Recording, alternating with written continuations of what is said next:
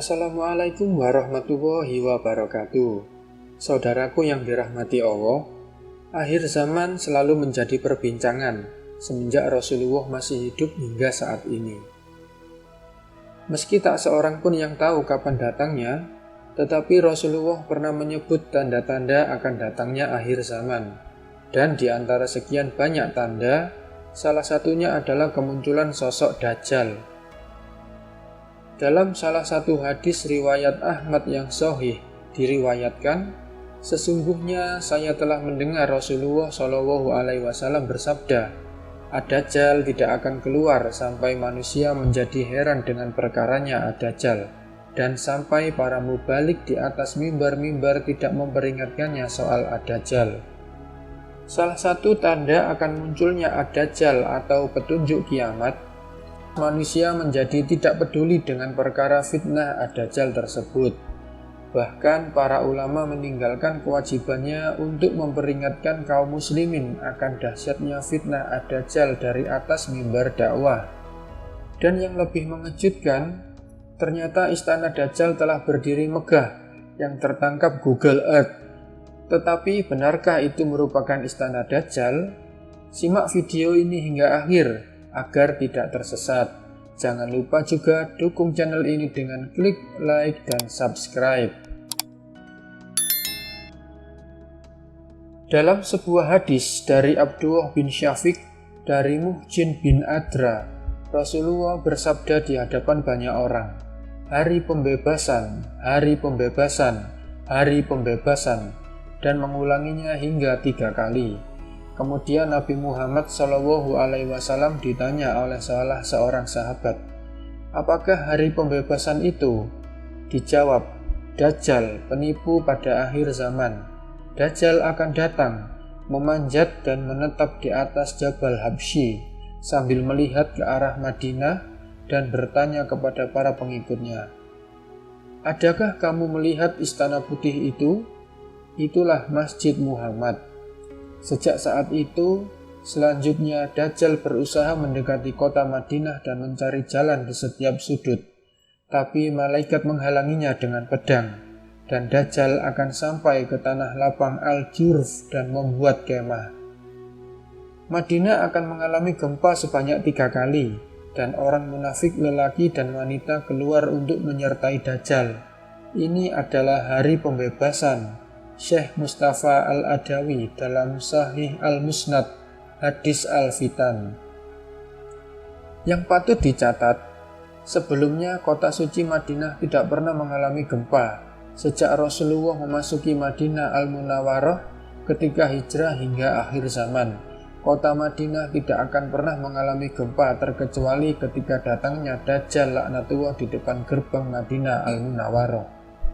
Rasulullah SAW bersabda, Al-Masih Ad-Dajjal tidak akan bisa memasuki Madinah yang pada saat itu memiliki 7 gerbang pintu yang di setiap gerbangnya akan dijaga oleh 2 malaikat.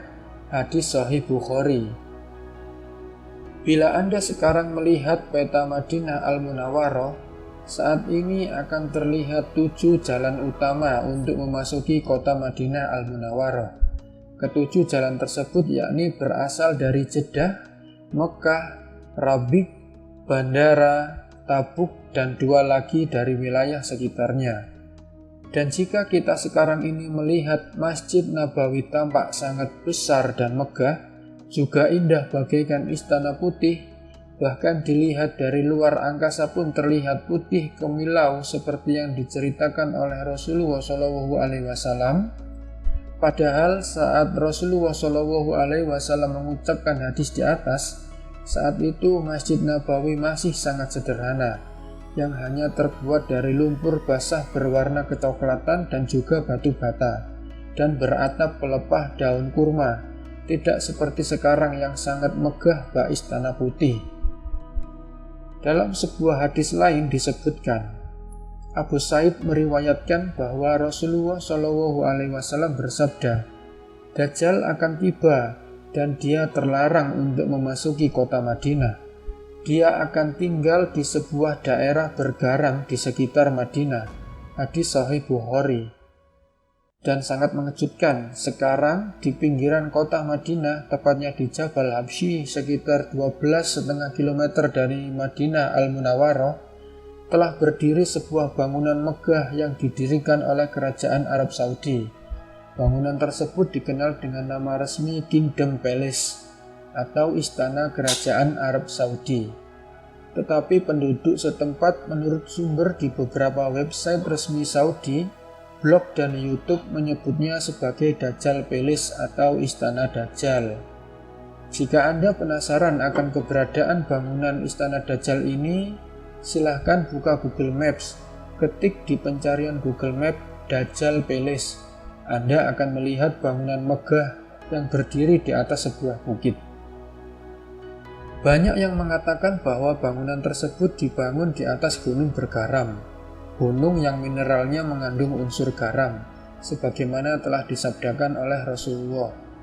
Dan bila dilihat dari istana kerajaan Kingdom Palace yang berada di atas Jabal Habsyi, maka Masjid Nabawi berada lurus di timur istana tersebut. Begitu juga apabila kita tarik garis lurus dari Madinah Al-Munawwarah ke Kingdom Palace, maka akan berujung di Zionis Israel. Dan sebagaimana kita ketahui, di sana terdapat Danau Tabari atau Tiberias yang menjadi salah satu tanda kemunculan Dajjal dengan surut airnya. Dan yang perlu Anda tahu, sekarang air Danau Tiberias sudah surut sepertiganya. Padahal sejak dulu permukaan airnya tidak pernah surut. Dan yang lebih mengejutkan, ternyata istana ini sudah dirancang sedemikian rupa untuk kelancaran misi Dajjal di akhir zaman. Sebuah bukit tempat ini disebut Jabal Habsyi yang dirancang sedemikian rupa oleh pemerintah Arab Saudi seakan sengaja untuk menjemput Dajjal. Jalan dari Jabal Habsyi di bukit berpasir itu telah dibuat menuju Masjid Nabawi, seperti telah dirancang untuk jalan keluar menuju bukit bagi kaum munafik. Wallahu a'lam bishawab. Terima kasih sudah menonton video ini hingga akhir. Jangan lupa share agar lebih banyak yang mendapat manfaat. Wassalamualaikum warahmatullahi wabarakatuh.